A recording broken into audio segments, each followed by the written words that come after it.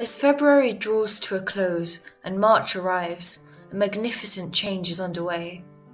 The sun peeks up from the horizon. What was initially a weak morning glow grows steadily brighter over time until the world basks in mellow light. The trees, once naked and barren, are again adorned with emerald green leaves, with fluttering birds twittering amidst the pastel bursts of blossom. The gardens are suddenly awash with colour, snowdrops, primroses, daffodils, anemones, shooting up in clusters from the dark, moist earth until flower beds are a colourful patchwork of life. Across the silken blue canvas of the sky, lazy wisps of marshmallow clouds linger in languid grace. The air feels chaste and tangy on your tongue, as if crunching into a crisp meadow sweet apple. On occasion, a gentle sigh of breeze will blow, a welcome change from the biting winds of winter.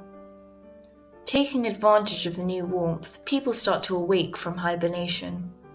The hum of lawnmowers resonates from every garden, and houses sparkle after a bustling day of spring cleaning.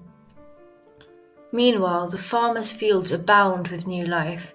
The splay-legged calves and whinnying foals frisk and frolic on the plush grass, to the fluted aria of song thrushes. Soon, dainty fairy bells will pop up on sodden woodlands, painting the forest floor with splashes of velvety blue. Spring is here for all to cheer. So let's discuss the techniques that you can use when talking about spring. The first one on the list is sibilance, which means using words with lots of sounds. This creates a soft, gentle effect, which is what we're going for since we're talking about spring. So here's an example sentence. The serenity of a silent spring morning is to die for. Over here you can see that there are a lot of repeated S sounds, which creates a soft effect. So the next technique is alliteration. Alliteration is a good technique to use, but make sure that you don't go overboard with it. Big bunnies bounced and bounded through the brambles. It seems a bit childish, but the ferocious fury of the wind seems a bit more mature. Consonants. I really love consonants. It basically means the repetition of similar sounding consonants in a sentence. It's often a really subtle effect, but it really does help the flow of a piece of writing. So for example, let's look at this sentence that I used in the previous writing. Across the silken blue canvas of the sky, lazy wisps of marshmallow clouds linger in languid grace. So over here you can see that there are repeated L sounds, and it sort of makes the air come alive.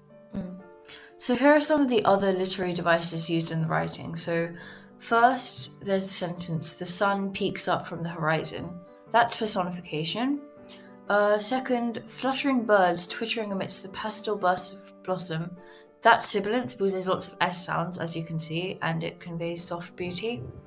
3, colourful patchwork of life. That's a creative metaphor to describe a flower bed.